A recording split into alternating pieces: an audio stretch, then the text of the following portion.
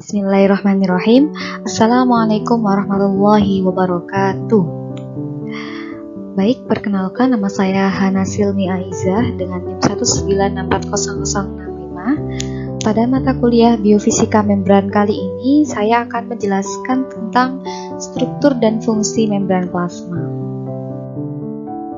Oke, bisa kita lihat pada gambar ini merupakan bagian-bagian dari membran plasma. Nah, sebelum kita mengetahui bagian-bagian apa saja, di sini kita perlu mengetahui tentang membran sel. Apa itu membran sel? Membran sel merupakan membran semi-permeable yang mengelilingi sitoplasma sel. Nah, untuk membran semi-permeable sendiri adalah membran yang memungkinkan cairan atau gas tertentu melewatinya, sementara menghalangi cairan dan gas lainnya. Oke, dapat kita simpulkan bahwa membran plasma merupakan membran yang mengacu pada lapisan semi-permeable yang mengelilingi kompartemen sel dan mengelilingi organel eukariota. Nah, untuk struktur membran plasma ini kita bagi menjadi 4. Yang pertama ada fosfolipid, yang kedua kolesterol, ketiga glikolipid dan glikoprotein, dan yang keempat adalah protein membran. Oke, langsung saja yang pertama yaitu fosfolipid. Nah, untuk fosfolipid ini terdiri dari 4 komponen, yaitu terdapat asam lemak, gugus fosfat, alkohol yang berupa alkohol yang mengandung nitrogen, kemudian kerangka yang berupa gliserol, dan gugus asli.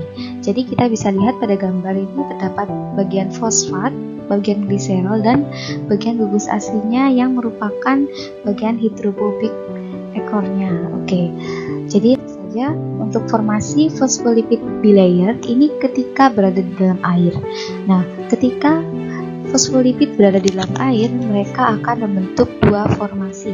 Jadi formasi yang pertama yaitu bagian hidrofilik. Bagian hidrofilik merupakan bagian yang kepala. Ini akan berikatan dengan molekul air. Sedangkan bagian hidrofobik yaitu bagian ekor, bagian kaki, di sini akan menjauhi molekul air.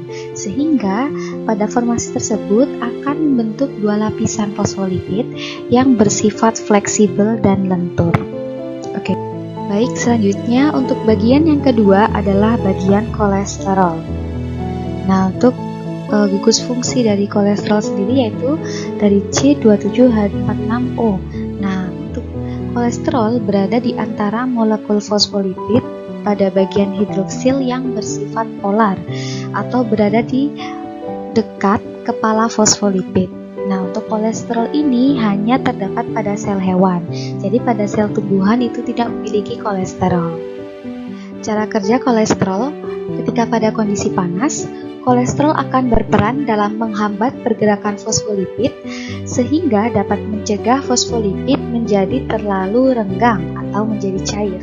Nah, sedangkan pada kondisi dingin, kolesterol akan menghambat interaksi antar lengan fosfolipid dan dapat mencegah fosfolipid menjadi terlalu padat. Nah, ini untuk kondisi dingin akan bekerja seperti itu. Next, selanjutnya kita ke bagian glikolipid dan glikoprotein. Nah, kita harus mengetahui dulu pengertian dari glikolipid, yaitu molekul karbohidrat yang menempel pada lemak. Jadi glikolipid itu molekul yang menempel ini yang berada di atas fosfolipid ini. Nah, selanjutnya untuk glikoprotein yaitu molekul karbohidrat yang menempel pada protein. Jadi untuk protein ini kita lambangkan seperti ini. Kita gambar seperti ini, bola hitam yang ada di antara fosfolipid. Yaitu untuk cara kerja dari glikoprotein dan glikolipid, yaitu mereka itu sebagai tanda pengenal antar sel. Jadi antibodi dalam tubuh akan menyerang sel asing yang akan masuk ke dalam tubuh dengan cara mendeteksi struktur glikolipid dan glikoproteinnya. Oke, next, yang terakhir yaitu pada bagian protein membran. Nah, protein membran merupakan protein yang terdapat pada membran sel.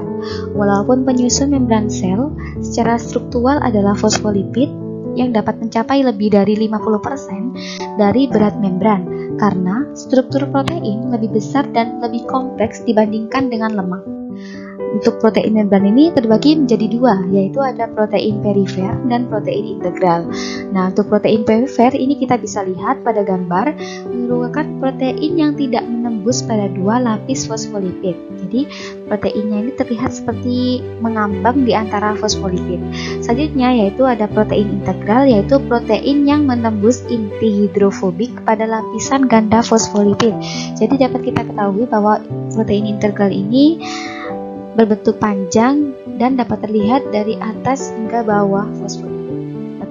Oke, untuk cara kerja dari protein membran pada protein perifer ini dapat berfungsi sebagai pendukung sitoskeleton, komunikasi sel, dan sebagai enzim yang dapat mentransfer molekul kecil.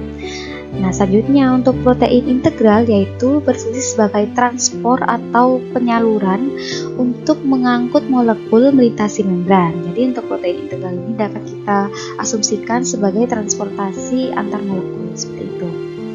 Nah, oke, terima kasih atas perhatiannya. Apabila ada pertanyaan atau saran, Anda bisa mengirimkan ke email atau ke nomor yang telah tertera pada slide ini. Oke, saya cukupkan. Wassalamualaikum warahmatullahi wabarakatuh.